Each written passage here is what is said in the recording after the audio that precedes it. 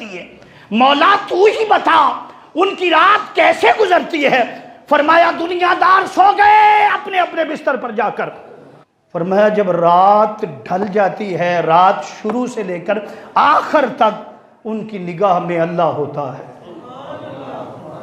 कुरान कह रहा वल्लज़ीना यबीतूना, वो लोग कैसे हैं, यबीतूना लिरब्बिहिम सुज्जदान व क़यामा। फरमाया वो तो सारी रात, उनकी रातें ऐसे गुजरती हैं कि कभी सजदे में होते हैं, कभी क़याम में होते हैं। रात पवेते बेदर्दानू, नींद प्यारी आवे, दर्द मंदानू याद सजन दी, सुते आन जगाए।